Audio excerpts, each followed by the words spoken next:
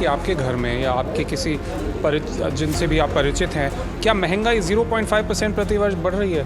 तो ये सीधा साबित करता है कि जो भी आंकड़े बता रहे हैं वो लोगों की जीवन से कोई लेना देना नहीं है। हम लगातार मुद्दे उठा रहे हैं, चाहे संसद में हो, चाहे इस ऐसे प्रेस कॉन्फ्रेंस के माध्यम से हो। देते हैं कि इंडिया और ईयू के साथ ट्रेड एग्रीमेंट होना चाहिए, लेकिन इस आधार पे होना चाहिए कि जो हमारे गरीब हैं, जो किसान हैं, उन्हें सुरक्षित रखें। इस वक्त मेरे साथ बातचीत करने के लिए कांग्रेस नेता अमिताभ दुबे जी हैं। सर, आज आपने आर्थिक असमानता को लेकर कई आंकड़े रखे हैं, जो सरकारी आंकड़े आप कह रहे हैं वो गलत हैं। तो आपने जो आंकड़े रखे हैं, ऐसे में प्रधानमंत्री जी लगातार कहते हैं कि दुनिया की सबसे तेज़ अर्थव्यवस्था भारत की बढ़ रही है, लेकिन आप लोग कह रहे हैं कि आंकड़े गलत हैं। जी देखिए, हमारी अर्थव्यवस्था जो भी रेट से बढ़ रही है, सरकार के जो आंकड़े हैं उनके अनुसार महंगाई 0% 5% बढ़ रही है।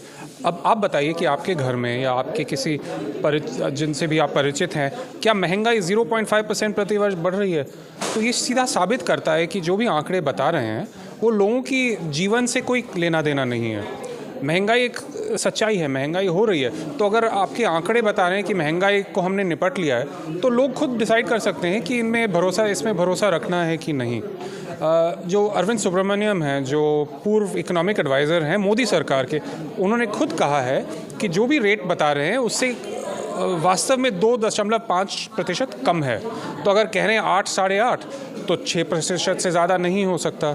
और मुझे लगता है कि जो बाकी जो आंकड़े हैं अगर उनकी तुलना करें तो अर्थव्यवस्था जो बढ़ रही है, लेकिन 5-6% से ज़्यादा नहीं बढ़ रही होगी। तो आप लोग क्या डिमांड कर रहे हैं सर आज इस के माध्यम से? देखिए, हम ये कहना चाहते हैं कि आने वाले दिनों में, क्योंकि अब बजट का समय है, इनका इकोनॉमिक्स से आएगा, तो बहुत सारे दावे आएंगे, बहुत सारी बातें आएंगी, लेकिन हकीकत जो है वो हमारे रिपोर्ट में है। सारे सरकारी आंकड़े हैं या ऑफिशियल आंकड़ों के माध्यम से हम लोगों को सही जो देश की स्थिति है उनके सामने रख रहे हैं। सर, 1 तारीख को बजट आएगा, क्या कांग्रेस वहाँ भी ये सारे मुद्दे उठाएगी और ये आंकड़े रखेगी? देखिए, हम लगातार मुद्दे उठा रहे हैं, चाहे संसद में हो, चाहे इस ऐसे प्रेस कॉन्फ्रेंस के माध्यम से हो। और हमारी मांग है कि सरकार जो भी अपने बजट में घोषणाएं करना चाहती है करे, लेकिन जो मुख्य मुद्दे हैं देश के सामने, बेरोज़गारी, स्वास्थ्य व्यवस्था, शिक्षा व्यवस्था, जो सब ठप है, जिसका निजीकरण हो रहा है, उस पे ध्यान दें, उस पे निवेश करें, उस पे इन्वेस्टमेंट करें और देश के भविष्य को और स्ट्रॉन्ग बनाएं। सर, आज ही जो है यूरोपियन यूनियन के साथ भारत का FTA हुआ है एग्रीमेंट। ऐसे में जो यूरोपियन काउंसिल के अध्यक्ष हैं, उन्होंने भी कहा है कि भारत दुनिया की सबसे तेज़ी से बढ़ती अर्थव्यवस्था है। देखिए, वो तो उनको तो कहना ही है, वो यहाँ हमारे अर्थव्यवस्था की निंदा करने तो नहीं आए, वो हमारे यहाँ मेहमान होके अग्रीमेंट साइन करने आए हैं।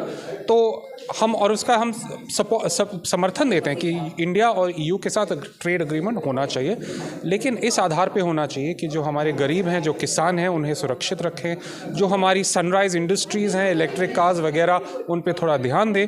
अगर ढंग से कोई एग्रीमेंट हमारे सामने आती है तो उसका समर्थन देंगे, अगर कुछ आपत्ति होगी तो उसके बारे में चर्चा होगी। इस बजट से कितनी उम्मीद है सर आपको? हाँ जी, बजट से कितनी उम्मीद है? अब बजट तो पिछले कितने सालों से बजट पे घोषणा हो रही है, लेकिन बेरोज़गारी आसमान छू रही है, स्वास्थ्य व्यवस्था चौपट है, शिक्षा व्यवस्था चौपट है और युवाओं का भविष्य पे कई सवाल खड़े हुए हैं। तो बजट में जो भी हो, इस पे कब काम होगा, ये हम जानना चाहते हैं। बहुत बहुत धन्यवाद सर। तो देखिए, इतने मेरे साथ बातचीत करने के लिए कांग्रेस नेता अमिताभ दुबे। जिस तरीके से देश में बेरोजगारी बढ़ रही है, बढ़ती महंगाई है, तमाम मुद्दों को लेकर जो है आज कांग्रेस ने मोदी सरकार पर निशाना साधा है। फिलहाल इस वीडियो में बस इतना ही। बाकी खबर देखने के लिए देखते रहिए पॉलिटिशियंस इंडिया न्यूज़। धन्यवाद।